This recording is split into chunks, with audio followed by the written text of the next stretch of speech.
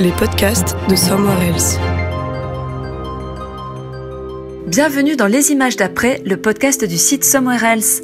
Dans ce deuxième numéro que nous avons enregistré pendant le confinement, j'ai parlé avec Arnaud Gourmelin, responsable de la sélection et de la programmation du festival Premier Plan d'Angers, et avec Sébastien Marnier, réalisateur de 2 excellents longs métrages, Irréprochable et L'heure de la sortie. Est-ce que vous pouvez me raconter un petit peu où vous en étiez, disons, de vos travaux respectifs au moment où le confinement nous a pris de court? Qu'est-ce que ça a interrompu peut-être de ce que vous étiez en train de faire, et comment vous réussissez malgré tout à travailler pendant cette période? Peut-être Arnaud. C'est arrivé très très vite parce que je crois que c'est ça qui m'a le plus surpris, c'est la rapidité avec laquelle j'étais à Berlin à la fin du mois de février. Et on discutait de l'absence des Chinois en disant oh là là, c'est la catastrophe chez eux. J'étais le 7 mars à un spectacle au Châtelet et je me souviens encore le 13. Je suis pas superstitieux, mais ça a commencé un vendredi 13, les fermetures de salles. Et je me souviens que ça faisait des années que je voulais voir un film qui passait à la Cinémathèque ce jour-là, qui s'appelait Les Seigneurs de Philippe Kaufman, qui est donc celui qui a fait L'étoffe des héros.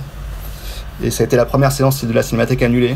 Et je me suis dit merde, c'est un signe. Voilà, donc j'ai été pris de court et j'ai pas pu voir ce film à nouveau. Et voilà, ça a été ça s'est abattu très vite. Et ensuite il a fallu s'organiser. Pendant 10 jours, j'avais un peu de mal à me concentrer, un peu de mal à trouver mes marques. Du coup, je me suis mis à faire tous les trucs que je pouvais pour m'occuper l'esprit et les mains. Genre bricolage, je sais pas. Repeindre un coffre qui est là depuis 2 ans chez moi. D'ailleurs, j'avais que du rose, donc il est rose maintenant, le coffre. Et après ça va, j'ai retrouvé mes marques, j'ai retrouvé mes collègues, on a recommencé à travailler, à essayer de penser le futur, un peu quoi. C'est un peu ça l'idée. Et sinon, je m'occupe aussi, j'ai des enfants, donc ça occupe pas mal. Et après, le reste du temps, je travaille. Ouais, c'est ça. Donc tu travailles sur la prochaine édition de Premier Plan? Ouais, je travaille sur Premier Plan, je visionne pas mal je crois que je tourne à 3 films par jour quand même à peu près quoi. Je dois visionner 2 films des premiers films, choses comme ça, ou des trucs que j'ai ratés parce que je voulais aller au cinéma du réel, un festival qui se passait que je rattrape un peu en ligne, d'autres festivals, j'essaie de suivre un peu ce qui se passe à côté, c'est un peu une partie de mon boulot Je visionne pas que des premiers films pour Angers, je visionne aussi pour d'autres festivals, puis aussi pour savoir ce qui se fait aujourd'hui. Et puis après, je visionne aussi pour réfléchir à des possibles rétrospectives ou pour le plaisir quoi. Et donc l'idée à l'instant T, là, c'est que le festival ait lieu quand même, mais si oui, sous quelle forme? Enfin, est-ce qu'il y a un scénario qui se dessine? C'est en janvier, alors. C'est en janvier, ouais, on espère que ça sera un peu rétabli, mais c'est vrai que ça va venir très très vite, et je vois bien que... Non, mais on se pose beaucoup de questions, j'ai même réfléchi beaucoup à quoi va ressembler... déjà la salle de cinéma en fait au mois de juillet et août quoi. C'est un peu la question avant de penser le festival, surtout que le festival on a même du mal à l'imaginer aujourd'hui, j'ai du mal à le concevoir parce que pour moi les festivals c'est un lieu de brassage énorme avec plein de gens dans des grandes salles, dans des grands halls, donc c'est déjà une image qui me paraît complètement aujourd'hui inenvisageable, j'arrive pas encore à le penser, mais au-delà de ça j'attends un peu de voir ce qui va se passer, c'est-à-dire qu'on va voir d'ici fin juin comment ça se passe un peu le retour à la vie normale avec le déconfinement et ensuite dans les salles. Et Sébastien, toi, qu'est-ce que tu faisais le jour d'avant et comment tu t'arrives à travailler pendant? Moi, j'étais déjà dans ma maison, donc du coup, en fait, parce que j'habite à Paris, mais j'ai une maison en Picardie, en fait. Et c'est vrai qu'il a fallu décider en fait est-ce qu'on restait là en fait pendant tout ce confinement. Donc c'était un peu comme tout le monde, c'est-à-dire que comme disait Arnaud, c'est-à-dire qu'il y a cette espèce de précipitation. Donc du coup faut retourner vite fait à Paris, chercher le chat, enfin les affaires, enfin voilà, tout comme tout le monde, s'organiser en fait, parce que c'est vrai qu'il était un peu inenvisageable de rester à Paris. Et puis voilà, comme tout le monde, les 15 premiers jours, il y avait une espèce de sidération, de peur aussi, surtout on voit bien comment chaque semaine de confinement aussi est différente par rapport à son ennui, par rapport à sa capacité de résilience, par rapport à sa peur de la maladie aussi. Moi, les 15 premiers jours, tous les jours, j'étais sûr que j'étais en insuffisance respiratoire. Donc voilà, c'était on a tous vécu ce truc-là. Et puis moi, en fait, j'étais en pré-prépa parce que je devais tourner mon prochain film à partir du 14 octobre. Et du coup, on était en pré-prépa, en financement. Il y a beaucoup de choses qui se sont arrêtées, des choses qui ont continué, mais quand même, on a assez vite compris, mais surtout à la 3e semaine du confinement, qu'on ne pourrait pas tourner cette année a priori. Donc, ce qui était quand même un vrai coup dur, un vrai coup au moral. Et d'ailleurs, on ne sait pas du tout quand est-ce qu'on va pouvoir reprendre le projet, quand est-ce que les tournages vont pouvoir reprendre. Et puis en plus, quand ils reprendront, il y a un tel embouteillage avec les acteurs qui ont des projets soit qui se sont arrêtés, soit des projets qui doivent se faire avant nous et tout ça. Donc on ne sait pas du tout, ce qui est aussi une source forcément, au-delà de la déception, une source pour nous tous de grosse angoisse financière, forcément aussi quoi. Moi j'avais la chance, je travaille depuis 1 an là sur un projet de série que j'écris pour une plateforme. Donc c'est vrai que même la première semaine où j'étais complètement angoissé, j'avais déjà des conférences téléphoniques et donc on a tous découvert Zoom et tout ça. Donc à ce moment-là, donc ça m'a permis de tenir. Et c'est vrai que depuis le début du confinement, je travaille sur la série avec mon co-scénariste qui est resté à Bruxelles. Et donc ça, c'est vrai que c'est très difficile. En fait, on arrive à avancer, mais c'est vrai que c'est une manière de travailler qui est extrêmement épuisante. En fait, on n'en peut plus en fait de voir notre vieille gueule en fait dans le retour caméra de toutes ces réunions en fait quoi. Et puis de la concentration et puis de la fatigue des yeux aussi. Voilà, c'est une manière de travailler différente. Moi, c'est évidemment ce qui me sauve et qui fait que je suis pas trop angoissé. Et puis, quand même, vu que c'est un projet qui est encore au stade d'écriture, qui n'est pas chamboulé en fait dans sa chronologie encore quoi. Même si on sent bien que tout le monde est un peu paniqué aussi quoi. Même les plateformes, même les studios et tout ça. C'est-à-dire comment tout ça va reprendre et quand, mais surtout effectivement comme dit Arnaud, comment en fait, parce que on n'imagine pas, même moi qui suis Arnaud, j'imagine que c'est comme, moi ça ne m'est jamais arrivé de toute ma vie de pas aller au cinéma pendant 6 semaines comme ça.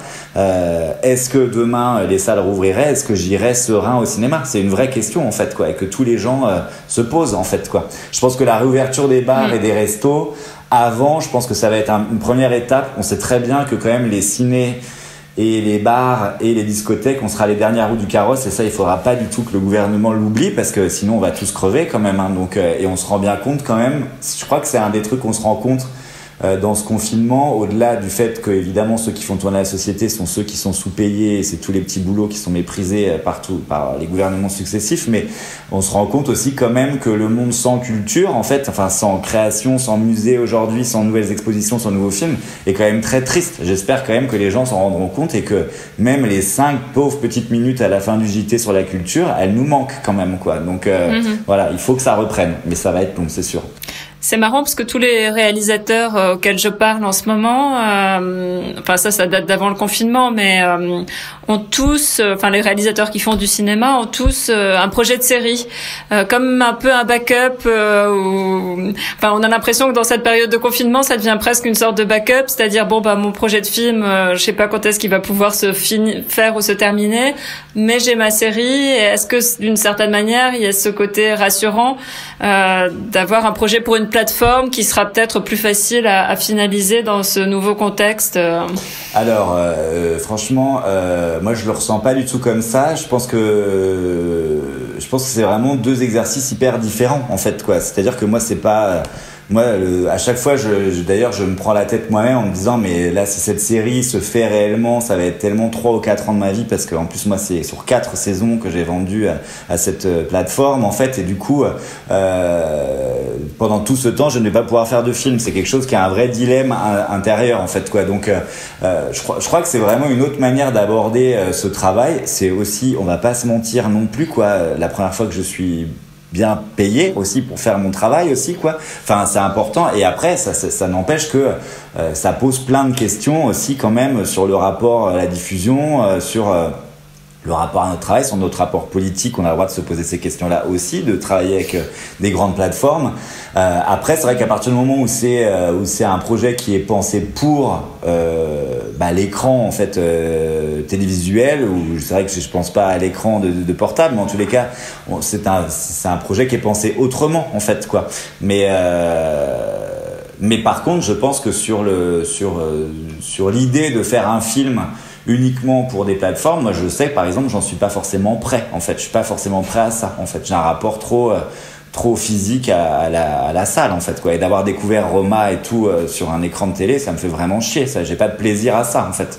Et Arnaud, toi, dans les films de jeunes cinéastes que tu vois et que tu reçois, est-ce que depuis quelques années tu ressens l'influence ou l'interaction qu'il peut y avoir entre l'écriture cinématographique et l'écriture sérielle, avec l'essor culturels que les séries ont pu prendre ces dernières années? Non, il n'y a pas d'influence en termes d'écriture. Par contre, ce qui est intéressant, c'est de voir que beaucoup de jeunes cinéastes, parfois, qui sont des gens qui travaillent vraiment, on va dire, dans l'art et essai, qui font du cinéma d'auteur, sont contactés pour faire des séries. Et je me dis c'est bien parce je pense qu'ils apportent aussi une autre touche d'approche de mise en scène sur des choses plus standardisées. Moi, la série, je peux pas dire que je connaisse vraiment. J'ai honte, mais j'arrive pas à trouver le temps de les regarder. Pourtant, ma compagne, elle travaille pour un festival de séries, donc elle en regarde à longueur de temps. Mais toi, si tu regardes déjà 3 films par jour, tu peux pas avoir le temps, de toute façon, de te consacrer à ça, de toute façon. Oui, je sais, mais non, j'arrive, du coup, mais en plus, à chaque fois que j'essaye une série, j'en vois, je sais pas pourquoi, ça accroche pas trop, moi, j'en vois assez vite les trucs, je vois comment le scénariste essaye de faire un épisode de plus, parfois, moi, je me sens, à part The Wire, qui m'a retourné la tête il y a quelques années, et Les Simpsons, qui est la série, évidemment, ma série. Non, mais j'essaye, même en ce moment, je regarde Fleabag, je me mets au bureau des légendes, voilà. Je suis à la saison 1. Fleabag, c'est bien parce que c'est vite vu. Enfin, tu vois, ça c'est relativement peu chronophage, Fleabag. Tu peux... Ouais, ça va. Mais je m'attendais à un truc qu'on m'avait vendu comme extrêmement drôle, en fait. C'est totalement déprimant. C'est déprimant. C'est très déprimant. C'est très bien écrit et tout, mais c'est très déprimant. C'est con, c'est tellement dysfonctionnel et les gens c'est fou furieux, quoi. On se dit, mais moi, j'ai l'impression de ma famille, elle est saine à côté. Non, mais moi, je crois, il y a juste un truc par rapport à ça. Je pense qu'il y a quand même un truc malgré tout qui change. Je pense pas que ça nous change notre manière de travailler parce que c'est très différent. Nous, je pense qu'à la limite, on peut amener justement du cinéma et de la mise en scène de cinéma dans la série. Mais la série, évidemment, c'est parce que c'est son rapport avec comment on va pouvoir développer des personnages sur autant de temps et tout ça. En revanche, moi, je pense que sur les financiers, ça change un peu. C'est-à-dire que moi, par exemple, qui fait plutôt du film de genre et tout ça, en fait, que la série a imposé tellement de figures négatives, de tellement de figures dysfonctionnelles, justement nocives, mais voire dangereuses, en fait, et que les spectateurs aiment ça, adorent ça, alors que nous, ça fait des années qu'on le dit, mais les financiers sont tellement frileux, en fait, j'ai l'impression que ça commence à rentrer un peu, qu'un personnage de film comme dans une série, l'histoire de l'empathie n'est pas non plus une obsession, en fait. Le principal, c'est que le personnage soit passionnant. Ça, je trouve que ça change un tout petit peu. C'est quelque chose, moi, par exemple, que j'ai expérimenté sur Irréprochable. Ça a été très dur de monter financièrement le film, en fait, parce que j'étais du point de vue de la méchante, simplement, en fait, que si mon film avait été comme tous les films des années 90, type Jeff partagera l'appartement ou La main sur le berceau, des films d'ailleurs que j'aime bien vraiment, enfin, mais du point de vue du coup, en gros, de la victime plutôt que de celui du bourreau, je pense que le film aurait été beaucoup plus facile à monter. Après, moi, c'est pas ce qui m'intéressait. Ça, je pense que les choses changent. Et en fait, c'est vrai qu'on parlait toujours, même d'ailleurs à l'avance sur recette et tout, c'était drôle sur la question quand même de l'empathie. Je répondais toujours que c'est vrai que tout le monde se rappelle de Katie Bates dans Misery et c'est un personnage qu'on n'oubliera jamais. Et je pense que la question de l'empathie se pose pas, en fait, quoi. Donc voilà, je trouve que ça, c'est des petites choses que la série et que la noirceur, parfois même caricaturale, des séries influent un peu au cinéma.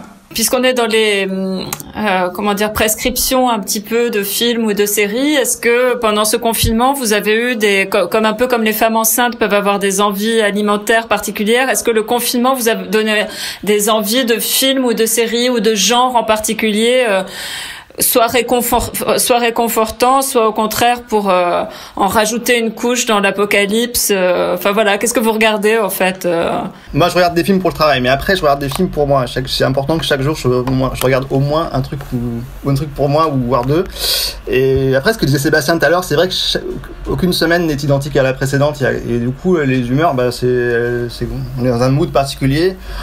Et moi j'adore les DVD, acheter les DVD, et quand j'ai pas le temps de regarder des films, j'achète des DVD, ça me rassure. C'est comme si pendant tout l'automne j'ai acheté plein de DVD, et donc là j'ai un stock de films à rattraper, et donc je peux piocher. En plus j'adore revoir des trucs, donc moi franchement en ce moment je passe dans tous les sens. Je passe des Simpsons à Chantal Ackerman, j'ai vu l'autre jour jusqu'à Man in Black, le grand écart ultime. Je sais pas, de Man in Black, le Corsaire rouge. Bon, après j'ai l'avantage d'avoir des enfants, donc par exemple le Corsaire rouge, je me suis fait plaisir, je regardais ça avec mon fils qui a 7 ans, et puis ou Man in Black 3 évidemment, c'est aussi avec lui. Et puis en même temps voilà, je me remets un peu au niveau de série, mais je m'étais acheté un coffret, je sais pas, d'Inspecteur Harry, donc je suis content de revoir ça, que j'ai pas vu depuis mes 15 ans, je crois. Moi, je fais un ciné-club avec ma fille tous les vendredis soirs aussi, et du coup, je découvre plein de films, y compris des films de patrimoine que je connaissais pas, notamment Le Petit Fugitif. Je sais pas si que j'avais jamais vu, qui est un film sublime des années 50. Enfin, le fait d'avoir des enfants permet parfois d'explorer certaines zones de sa cinéphilie qu'on avait laissé un peu de côté. On redevient programmateur pour eux, ouais. Mais ouais, c'est ça. Et toi, Sébastien, t'as des appétences particulières? Alors moi, j'ai pas d'enfant, donc non, en fait, bizarrement, en fait, c'est vrai que déjà il y a eu ce truc qui nous est tombé dessus aussi au début de ce confinement, c'est-à-dire ce truc où il fallait absolument réussir notre confinement. C'était insupportable, cette espèce de sentence là, donc où il fallait faire notre pain, il fallait rattraper tout ce qu'on devait faire. Donc en fait, pas du tout. Bon, moi, c'est vrai qu'en plus, je bosse 8 heures par jour, donc en fait, j'ai pas tant de temps que ça, et donc en fait, j'essaye de faire un film par soir, ce qui est déjà pas si mal, mais pas du tout un truc de boulimie en fait, quoi. Donc j'ai juste intercalé dans ces films une série. En fait, j'ai regardé The Outsider, qui est une série HBO tirée de Stephen King, que j'ai trouvé vraiment très bien, très intéressante et tout ça, assez flippante dans ma petite maison de campagne, donc ça c'était pas mal. Mais vraiment moi aussi je suis un peu comme Arnaud, c'est-à-dire que bon, en plus moi j'avais quand même aussi des films à regarder aussi je suis au collège, au 3e collège de l'Avance-sur-Recette, donc j'avais quand même des films. Le CNC a continué à maintenir ce rythme-là. Malheureusement on les découvre plus en salle, mais au moins pour pas non plus pénaliser les films. Donc ça j'en ai regardé quand même pas mal. Et puis voilà, de passer d'un soir vraiment d'un truc où j'ai voulu découvrir, j'avais jamais vu le deuxième volet de Dumb and Dumber, et puis le lendemain d'un seul coup à l'invasion des profanateurs de Sépulture. Enfin voilà, des choses très variées, et en même temps d'un seul coup de trouver que Top Chef est passionnant en fait, quoi. Donc il y a pas vraiment, ça dépend des jours en fait, quoi. Oui, c'est en gros quand même un film par jour, mais vraiment sans aucune je sais pas quoi, j'ai l'impression en fait j'ai envie quand même bizarrement d'avoir du temps aussi pour moi en fait, et de penser, en fait de repenser et tout ça. Et puis c'est vrai qu'il y a quand même un truc où comme on disait tout à l'heure, ces réunions qui n'en finissent pas par vidéo, plus regarder quand même un peu les réseaux, les infos, machin. En fait, je pense que je regarde un écran en fait quand même pendant à peu près 14 heures par jour en fait. Donc il y a un truc aussi où même regarder la télé en fait devient un peu c'est pas si simple en fait. Est-ce que le confinement, par ailleurs, quand on est réalisateur, est propice à l'inspiration, et est-ce que la situation dans laquelle on se retrouve tous en ce moment va, stimuler ton imaginaire et peut-être te donner même des idées de films ou de projets Alors au début c'était pas du tout le cas, vraiment, que j'avais l'impression, en fait même ne serait-ce que je pense qu'on a dû tous trouver aussi un rythme en fait tellement nouveau de travail. Moi qui en plus tous les jours j'ai un bureau à la prod en fait qui produit mes films, donc j'ai un rapport quotidien avec mes collègues en fait, simplement mes collègues et amis à la prod en fait, quoi. Donc juste ce truc effectivement de solitude et ce rapport via écran et tout ça, donc j'ai mis pas mal de temps en fait à trouver mon rythme et ma manière mais du coup au départ j'étais vraiment pas du tout concentré, quoi. J'arrivais pas du tout à me concentrer, j'ai même lu aucun livre au début, enfin j'arrivais pas du tout. Et puis progressivement, un peu comme tout le monde, on trouve ce rythme-là, on trouve tout le monde trouve que les journées passent infiniment vite. C'est ça qui est très bizarre aussi. Je n'en reviens pas que ça fait presque 6 semaines que je suis là en fait. Ça m'est jamais arrivé ce truc-là. Mais et en fait, dans les moments un peu d'accalmie ou quand mon co-scénariste justement devait reprendre la passe et tout ça sur la série, me suis dit en fait que c'était vraiment le moment pour moi d'écrire une comédie, ce que je n'avais jamais fait, donc c'est un peu le challenge que je me suis fixé. Je ne sais pas du tout si j'ai un talent comique, je suis en train de le découvrir, donc mais c'est assez cool en tous les cas de se projeter effectivement dans un nouveau projet quand même, parce que les projets sur lesquels je travaille en ce moment, c'est des projets que je me traîne aussi depuis 1 ou 2 ans en fait, quoi, enfin même 2 ans pour les deux, et d'avoir aussi quand même un peu de nouveauté dans ce moment, c'était assez agréable. Donc ça avance pas mal.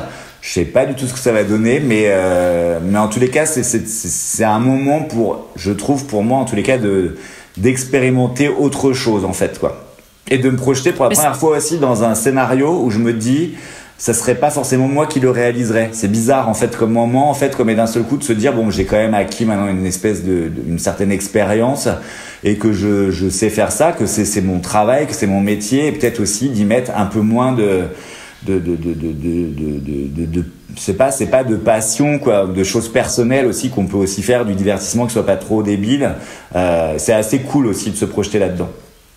Et ça serait pas forcément une comédie inspirée du confinement. Ça serait pas forcément une comédie en confinement. Parce que ça, je pense qu'il va y en avoir 14. Donc non, vraiment pas du tout. Et dans les livres, n'en parlons pas, quoi. Donc non, ça, je pense. C'est ce que j'allais demander à Arnaud. Toi, l'année prochaine, tu vas voir arriver une vague, justement, on parlait de tendance, une vague de films de confinement, non? Ça sera ça, ta deuxième vague, à toi. Je me le souhaite pas. Ouais, c'est ça, ouais. Je me le souhaite pas. T'as vu, dès le premier jour de confinement, les écrivains ont commencé à sévir. Ouais. Donc c'était un peu compliqué, quoi. Mais peut-être qu'ils vont renoncer aussi, les cinéastes. Ou alors, si on se dit tout ça, peut-être. Mais voilà. Mais c'est sûr qu'il y aura forcément quelques journaux de bord de confinement. Bon, si c'est Alain Cavalier qui le fait, moi je suis prêt à le regarder tout de suite. Oui.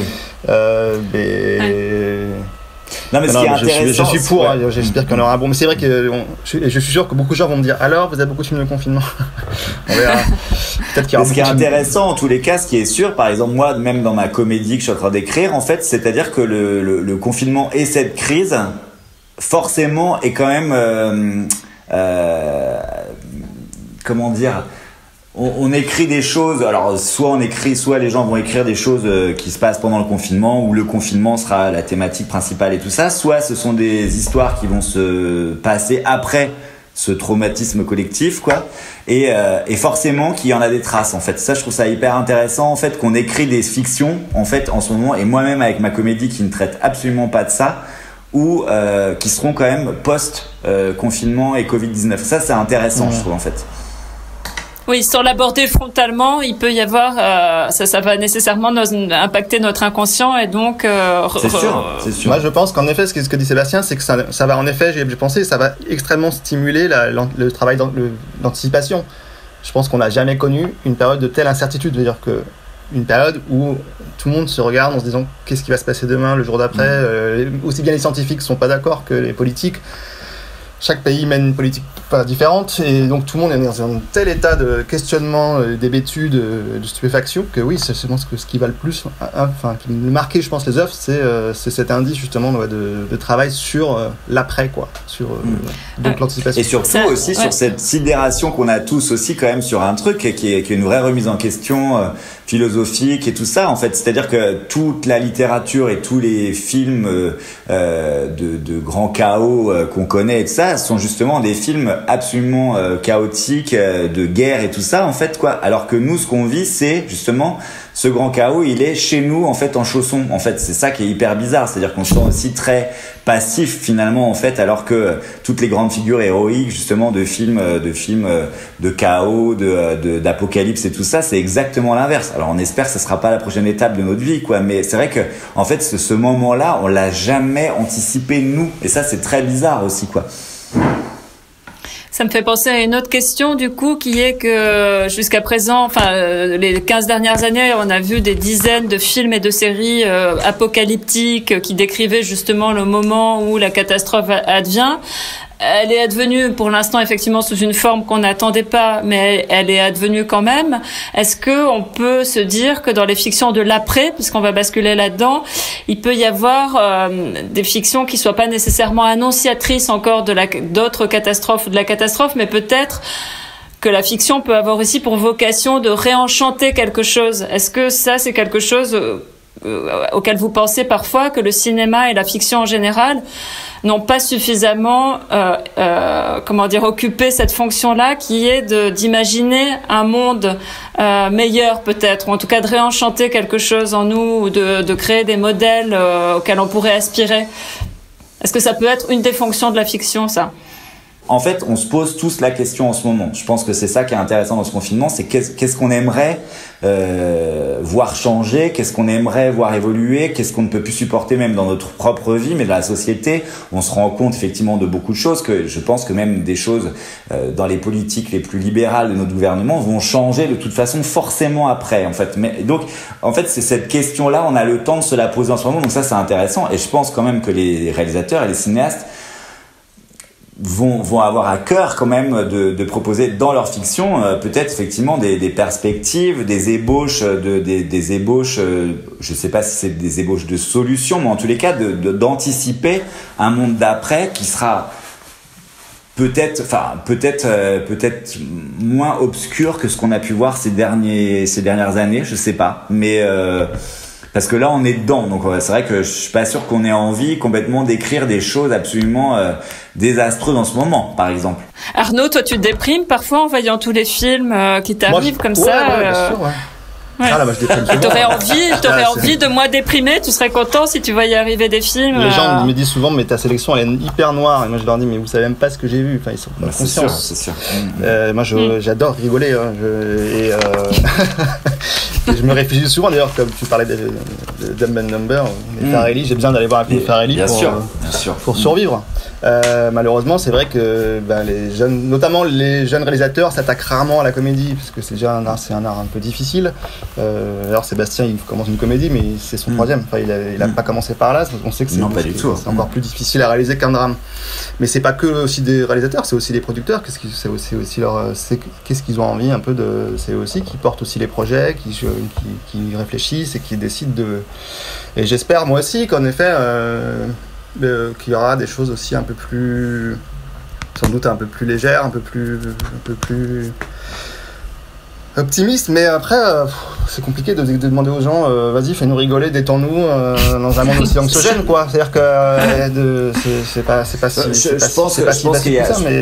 mais je pense qu'il y a quand même je pense que c'est pas ça le curseur, c'est-à-dire on va pas demander de nous faire rigoler, mais peut-être que ce qu'il faut espérer, c'est quand même effectivement que la politique, mais presque en fait l'utopie, soit un peu de retour aussi, parce qu'il y a quand même quelque chose d'extrêmement plombé qui nous traverse tous, et que quand même une utopie politique, j'espère en tous les cas que le cinéma pourra participer à cette réflexion collective qu'on doit de toute façon faire, parce que c'est une crise qu'on traverse, mais on sait de toute façon qu'il y en a des encore plus graves qui nous pendent au nez, donc à un moment donné, le cinéma, s'il doit toujours être et il est de toute façon pas le révélateur, mais enfin il raconte le monde qu'on traverse de toute façon. Donc il faut aussi qu'il soit sûrement plus imaginatif aussi par moment, de pas juste être un témoin, mais il faut qu'on retrouve ce truc politique, ce qui n'est pas simple, hein, parce que oui, parce que les cinéastes sont un peu à la fois des lanceurs d'alerte.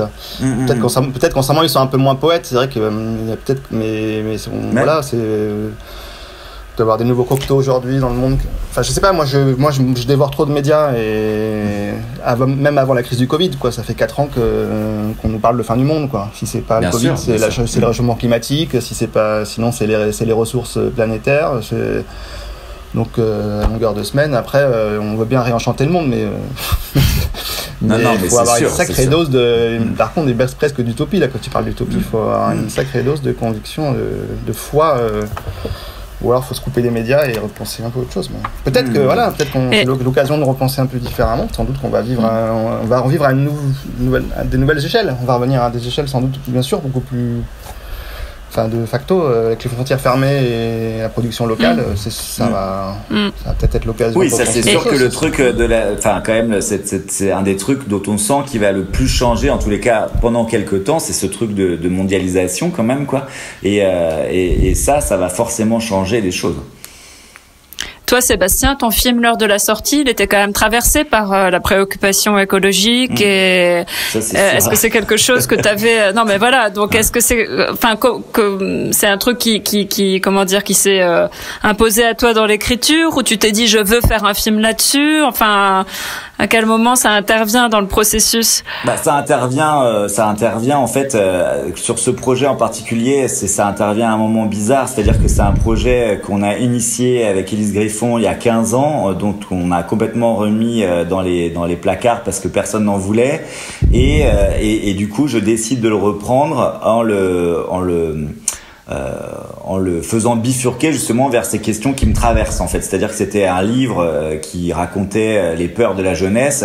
Évidemment, 15 ans plus tard, elles n'étaient pas les mêmes. Il n'y avait même pas Internet et tout ça vraiment au départ. Donc, quand l'heure de la sortie, le livre est sorti. Donc, il n'y avait pas les réseaux, il n'y avait rien et tout ça. Et en tous les cas, moi, j'avais envie, avec tous les mômes avec qui je parlais, comment ils étaient habités par ça, comment ils étaient flippés de cette crise environnementale, et comment moi-même je l'étais, sans être du tout dans la théorie du grand effondrement, ni collapsologue et tout ça, juste angoissé pour les générations futures et tout ça, et même la mienne. J'avais envie du coup de faire cohabiter ça. Donc c'était ça s'est vachement écrit au montage, encore plus avec les images d'archives, mais c'était déjà là, et c'était quelque chose qui avait été vraiment entériné et avec les castings des mômes en fait, parce que les mômes ne parlaient que de ça en fait, quoi. Donc et c'était drôle de voir quand tu disais lanceur d'alerte, il y a un truc qui a à voir avec ça en fait, quoi. C'est-à-dire que nous on a fait le film, du coup on l'a tourné maintenant il y a 3 ans, et c'est vrai que le film il a beaucoup tourné à l'Inter jusqu'à il y a encore quelques mois, et quand je faisais de la presse il y a encore 3 mois sur le film, on me disait mais vous êtes inspiré de Greta Thunberg pour La Petite et tout ça, mais en fait pas du tout, parce qu'elle n'était même pas encore elle était même pas encore connue à l'époque. Donc il y a des de quoi elle était pas née, c'est ça. Non mais c'est vrai que c'est ça qui est assez mystérieux, c'est comment on voit aussi justement dans tous les festivals du monde entier sur la cinéphilie mondiale, enfin la fabrication des films, comment forcément il y a des thématiques qui nous traversent tous à une époque, et voilà quoi. Donc ça c'est mais oui, pour moi ça c'était une thématique importante. Le premier c'était vraiment sur le travail, sur la crise du travail, et là la prochaine c'est sur la famille. Chaque film doit raconter aussi des obsessions ou des angoisses qui nous habitent, quoi. On parlait tout à l'heure de, évidemment, toutes nos incertitudes, nos inquiétudes sur l'après, sur le retour dans les salles de cinéma, à la fois quand ça sera possible, et même quand ça sera possible, est-ce que les gens y retourneront? Et puis, de toute façon, pour qu'ils y retournent, il faut qu'il y ait des films qui soient tournés. Et on ne sait pas vraiment quand ça sera possible aussi. Donc, est-ce que malgré tout ça, vous restez optimiste? Je ne parle pas d'optimisme béat, mais est-ce que vous pensez que le cinéma tel qu'on l'a connu jusqu'à présent, c'est-à-dire une forme associée à un lieu quand même, et un lieu collectif, va survivre à tout ça et se régénérer sous une forme ou sous une autre? Oui. Non, moi je crois quand même que la salle va réexister. Enfin, en tout cas, j'ai envie d'y croire, même si... Non, j'y crois vraiment.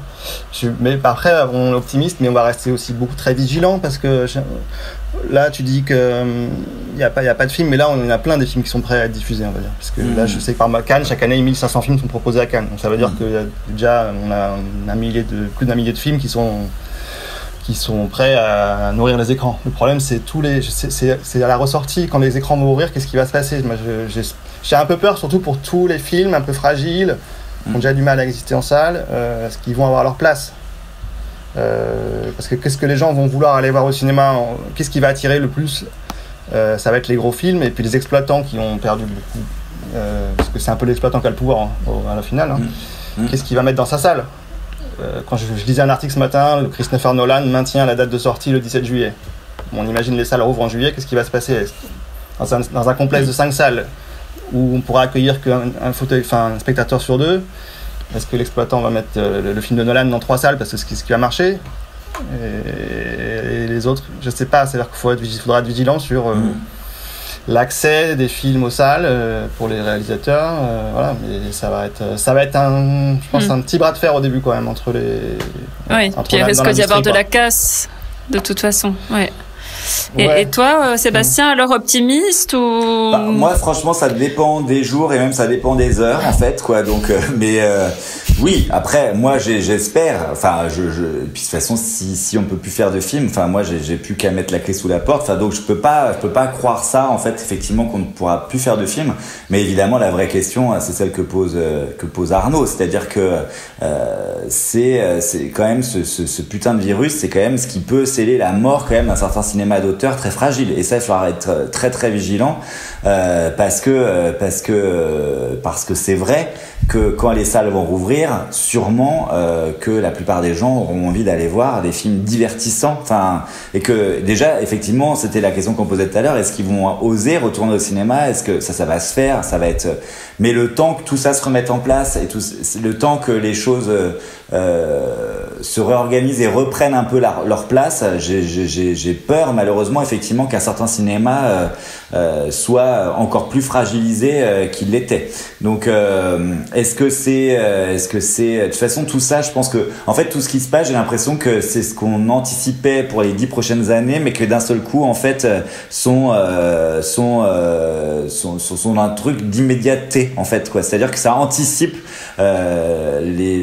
qu'est-ce que la politique de Canal+, qu'est-ce que ça va être, la politique évidemment des plateformes, la politique de toutes ces questions qu'on se pose depuis tellement longtemps sur la chronologie des médias. J'ai l'impression que tous ces débats, ils sont là maintenant en fait, bien plus tôt, c'était peut-être des choses qu'on mettait aussi sous le tapis et qu'on va devoir penser, parce que là tous les films qui devaient sortir pendant ces 4 mois, enfin ou ces 3, 4 ou 5 mois, on n'en sait rien, il va bien falloir qu'ils sortent à un moment donné. Enfin, je veux dire, donc ça veut dire où est-ce qu'ils vont pouvoir sortir, est-ce qu'ils vont sortir, est-ce que surtout si comme tu le dis, le film de Christopher Nolan prend 3 salles dans un cinéma, il n'y aura donc pas de salle pour tout le monde, déjà qu'il n'y en a pas assez d'habitude. Est-ce qu'il ne faudrait mieux pas qu'ils passent directement sur une plateforme, à la télé, enfin voilà. Mais sauf que est-ce que les plateformes et les télés vont vouloir de ces petits films artisanaux ou ces petits films d'auteur et tout ça? C'est une vraie question. Donc on va voir comment ça se passe, mais là aussi c'est sûr il faudra être très vigilant et ça il faudra vraiment que le gouvernement et franchement notre ministre de la Culture, parce que là on est vachement sur les restaurants et sur les bars et tout ça, mais enfin nous on parle jamais de nous et c'est une catastrophe. C'est-à-dire qu'il faudra vraiment être extrêmement attentif, non seulement évidemment pour les salles de cinéma, mais pour les prods, mais pour nous et tout ça. En fait, si on doit attendre et être patient et que nos films on puisse pas retrouver le chemin des tournages avant l'automne ou voire la fin d'année, il faudra vraiment nous aider, sinon c'est la fin effectivement de notre branche, quoi. Bon, bah voilà, là c'était un peu dans l'heure où j'étais déprimé. C'était dans l'heure où j'étais déprimé. Peut-être pas tout à l'heure. Tu nous as plombé. C'est pas grave, on te rappellera à un autre moment. Voilà, c'est ça. J'ai une petite insuffisance respiratoire, mais rappelez-moi dans une heure, ça ira mieux, quoi. T'as senti un petit truc au fond de ta gorge qui t'a, ouais. Non, lui dis pas ça.